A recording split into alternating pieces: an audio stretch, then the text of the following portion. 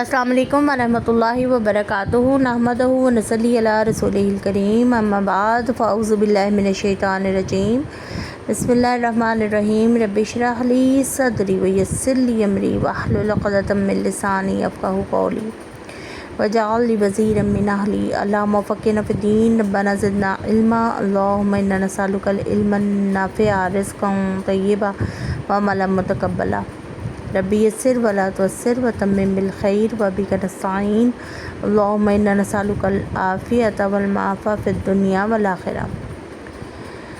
پیارے اہل القرآن، پیچھے جو ہم نے لیسن پڑھا، سبق پڑھا، اس میں اللہ تعالیٰ نے باطل معبودوں کا ذکر کیا اور یہ بھی بتایا کہ اللہ تعالیٰ نے انسان کے لیے اولاد اور بیویاں بنائی ہیں، ٹھیک ہے، اور پاکیزہ چیزوں کا رزق عطا کیا۔ اللہ تعالیٰ اگلی آیت میں فرماتا ہے وَيَعْبُدُونَ مِن دُونِ اللَّهِ، اور اللہ کے سوا وہ جن چیزوں کو پوجتے ہیں وہ آسمان اور زمینوں سے انہیں رزق مہیا کرنے کا کچھ اختیار نہیں رکھتے اور نہ ہی یہ کام آ سکتی ہیں۔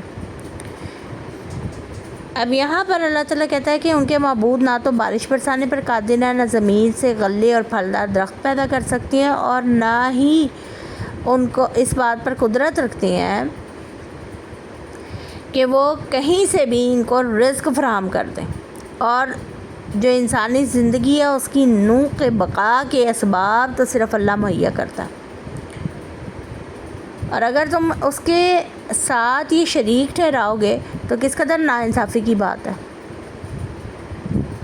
پھر اللہ فرماتا ہے فَلَا تَضْرِبُوا لِلَّهِ الْأَمْثَالَ، تو اللہ کے لیے مثالیں نہ بیان کیا کرو، اللہ جانتا ہے اور تم نہیں جانتے، یعنی اللہ کے لیے مثالیں نہ بیان کرو، یعنی اللہ تعالیٰ ہر قسم کی، کیونکہ شرک سے اللہ تعالیٰ بری ذمہ ہے اور کوئی جو ہے وہ اس کی ذات کا مقابلہ نہیں کر سکتا، تو پھر اس کا مثال ہم کیسے دے سکتے ہیں؟ اللہ بے مثال ہے، اللہ مخلوقات کی مشابہت سے پاک ہے، ٹھیک ہے، اور اللہ تعالیٰ کہتا ہے کہ ٹھیک پھر اس طرح تم اللہ کے مطابق، اللہ کی شان کے مطابق کوئی مثال بھی بیان نہیں کر سکتے، تو اس لیے ایسی مثالیں بھی نہ بیان کیا کرو، اپنے سے گڑ نہ لیا کرو، کیونکہ اس میں بھی شرک کا خطرہ ہے۔ پھر اللہ تعالیٰ کہتا ہے ضرب اللہ ایک مثال بیان کرتا ہے کہ ایک غلام ہے جو خود کسی کی ملکیت ہے، وہ کسی چیز کی قدرت نہیں رکھتا، اور دوسرا وہ ہے جسے ہم نے عمدہ رزق عطا کیا، پھر اس سے وہ خفیہ اور علانیہ ہر طور پر خرچ کرتا ہے، کہ یہ دونوں برابر ہو سکتے ہیں؟ سب تعریف اللہ ہی کے لیے ہے، جبکہ اکثر لوگ یہ سیدھی سی بات نہیں جانتے۔ اب اللہ تعالیٰ نے کہا ہے کہ مشرکوں کی غلط مثالوں کی بجائے اللہ ایک ٹھیک مثال بیان کرتا ہے جو معمولی عقل کے آدمی کو بھی سمجھ آ سکتی ہے۔ اس مثال میں شرکی ایک نئے انداز سے اللہ نے تردید بیان کی ہے۔ مثلا ایک شخص خود غلام ہے، اس کی اپنی کوئی چیز ہی نہیں ہے اور مالک کی چیزوں میں وہ تصرف کا اختیار ہی نہیں رکھتا، اگر وہ کچھ خرچ کرنا چاہے تو بھی نہیں کر سکتا کیونکہ وہ مجبور ہے محض۔ اب اس کے مقابلے میں ایک شخص جو دوسرا آزاد ہے، خود مختار ہے، لمبے چوڑے مال و دولت اور جائیداد کا مالک بھی ہے، اسے اس مال و دولت کو خرچ کرنے کا مکمل اختیار ہے، اور وہ ہر وقت اس کو پوشیدہ اور علانیہ بھی خرچ کرتا ہے۔ اللہ تعالیٰ کہتا ہے کہ یہ دونوں شخص برابر ہو سکتے ہیں، یعنی ایک طرف معبودان باطل ہیں جو خود مخلوق ہیں، مملوک ہیں اور غلام ہیں جن کے پاس کچھ نہیں ہے، اور اگر جاندار ہیں تو اپنی ایک ضرورت کے لیے محتاج ہیں۔ دوسری طرف اللہ کی ذات ہے جو مختار کل بھی ہے، زمین و آسمان کے خزانے بھی اس کے باعث ہیں، اور وہ ہر وقت خرچ بھی کرتا رہتا ہے۔ تو اللہ تعالیٰ اور مشرکوں کے معبود، یعنی اللہ تعالیٰ اور مشرکوں کے معبود کیا اس طرح برابر ہو سکتے ہیں؟ تو پھر اللہ تعالیٰ آگے فرماتا ہے کہ سب تعریف اللہ ہی کے لیے، الحمدللہ، یعنی ہر طرح کی تعریف اور خوبی کس کی ہے؟ اللہ ہی کے لیے ہے، اور اکثر جو لوگ اتنی سیدھی سادی سی بات کو بھی سمجھ نہیں پاتے، یعنی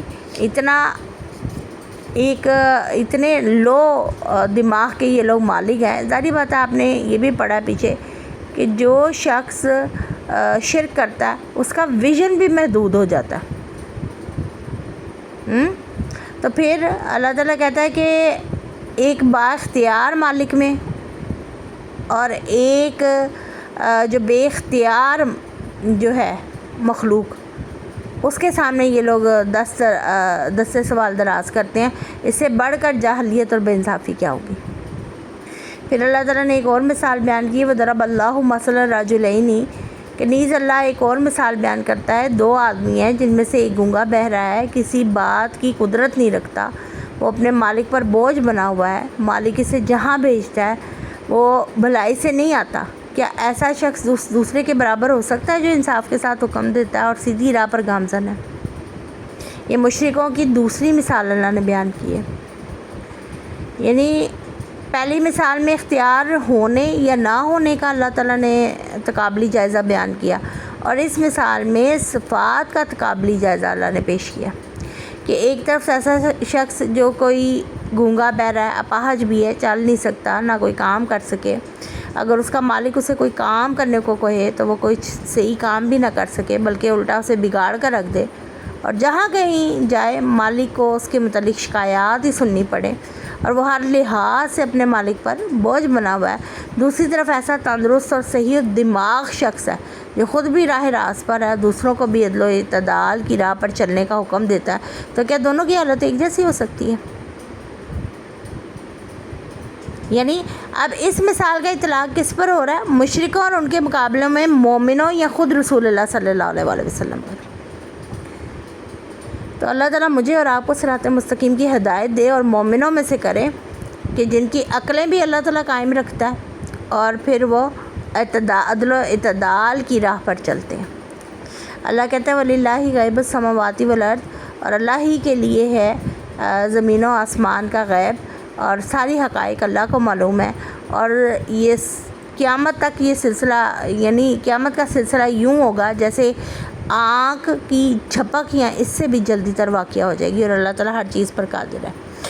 اصل میں قیامت یہاں پر کہا جا رہا ہے کہ جو مشرکین اتنے سوال کرتے تھے نا قیامت کب آئے گی، کتنے دن کتنے مہینوں بعد آئے گی، تو اس کا جواب دیا جا رہا ہے کہ کائنات کی تمام تر اشیاء اور واقعات اور حوادث جتنے بھی ماضی میں واقعہ ہو گئے ہیں یا اس وقت ہو رہے ہیں یا مستقبل میں آنے والی چیزیں ہیں، وہ غائب تو تمہاری نظروں اور علم سے یعنی پرے ہیں، اور اللہ کے لیے یہ سب باتیں ایسے ہی ہیں جیسے اللہ کے سامنے خود موجود اور حاضر ہے. اس طرح قیامت کا بھی پورا علم جو ہے وہ اللہ کے پاس ہے، وہ جانتا ہے اسے کب واقعہ کرنا ہے. تم بس ایسے سمجھ لو کہ قیامت ایسے نہیں آئے گی کہ تم اسے دور سے آتا دیکھ لو گے، سنبھل جاؤ گے، توبہ طائب کر لو گے، جبکہ قیامت اچانک آنی ہے، پلک جھپکنے کی جتنی بھی دیر نہیں لگنی اور قیامت واقعہ ہو جانی ہے. اللہ تعالیٰ مجھے اور آپ کو قیامت کی سختیوں سے بچائے. اور یہاں پر بھی دیکھ لیں کہ اللہ تعالیٰ کی صفت جو ہے وہ قادر، ان اللہ علی کل شیء قدیر کو بیان کیا گیا. اگلی آیت میں اللہ تعالیٰ ارشاد فرماتا ہے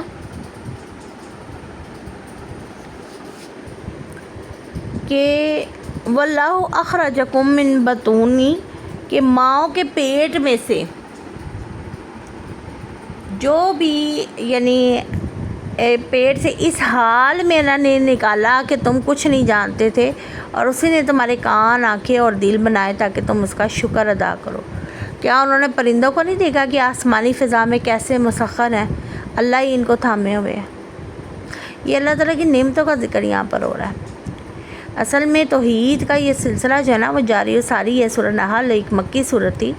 اللہ تعالیٰ فرماتا ہے کہ پیدائش کے وقت بھی انسان کا بچہ کس قدر بے خبر اور کمزور ہوتا ہے، اتنا اور کسی جاندار کا بچہ بے خبر اور کمزور نہیں ہوتا.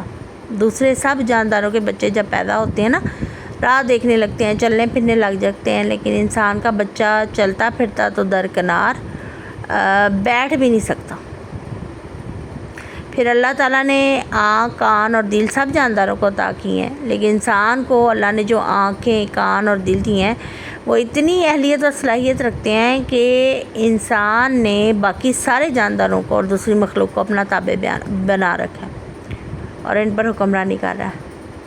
اب اس کا حق تو یہی ہے کہ جس ہستی نے اسے ایسے یعنی قابل اعضاء دی ہیں اس کا شکر بجا لائے، کانوں سے اللہ کا کلام سنے، کائنات سے میں جتنی اللہ تعالیٰ کی نشانیاں بکھری ہوئی ہیں آنکھوں سے وہ دیکھے اور اللہ کی قدرتوں کو دیکھو، پھر دل میں غور و فکر کرے اور پھر توحید تک پہنچے۔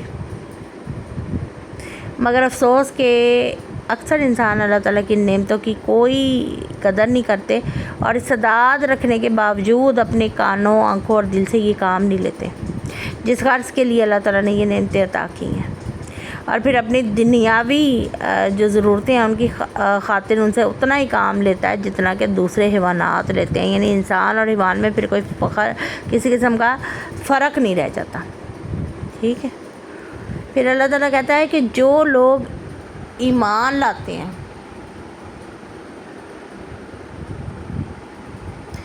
اللہ تعالیٰ کہتا ہے کہ جو لوگ ایمان لاتے ہیں ان کے لیے بہت سی نشانیاں ہیں۔ کس چیزوں میں؟ جو پیچھے اللہ نے مثالیں بیان کی ہیں، جیسے اللہ تعالیٰ نے بیان کیا کہ ہوا میں تیرنے والے پرندوں کی ساخت ہے، کوئی چیز فضا میں ٹھہر نہیں سکتی، ہوا کی لطافت، زمین کی کشش یا ثقل کی وجہ سے نیچے ہر چیز آ کے گر جاتی ہے، مگر اللہ نے پرندوں کے پروں اور ان کی ساخت کچھ اس قسم کی بنائی ہے کہ پرندے آرام سے ہوا میں قائم و دائم رہتے ہیں، اڑ بھی لیتے ہیں، اور اسی کو دیکھ کے انسان نے جہاز بھی جو ہے وہ ایجاد کیا۔ تو پھر اللہ تعالیٰ کیا کہتا ہے؟ اللہ تعالیٰ کہتا ہے کہ ان میں آیات ہیں، کن کے لیے؟ نشانیاں ہیں ان میں ان کے لیے کہ جو اللہ پر یقین رکھتے ہیں، ایمان رکھتے ہیں۔ ٹھیک ہے، تو انسان کو بھی کیا کرنا چاہیے؟ سیکھنا چاہیے۔ انسان کو نہ صرف اپنے یعنی یہ کسب معاش اور دنیاوی کاروبار اور دھندوں میں سے نکل کر اللہ کی یاد میں بھی مشغول ہونا چاہیے، بلکہ یہی چیزیں اسے اللہ پر ایمان لانے اور اس کا فرما بردار بن کر رہنے میں رکاوٹ بن جاتی ہیں بعض اوقات۔ حالانکہ اس کے رزق کا ذمہ جو ہے وہ اللہ کی طرف ہے۔ اس لحاظ سے اللہ کہتا ہے کہ پرندے انسانوں سے بہت درجے بہتر ہیں۔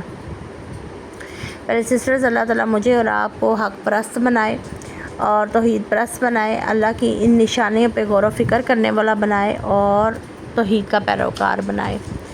آج کا لیسن اتنا ہی۔ سبحانک اللہم و بحمدک، اشہد ان لا الہ الا انت، استغفرک و اتوب الیک۔ السلام علیکم ورحمۃ اللہ وبرکاتہ۔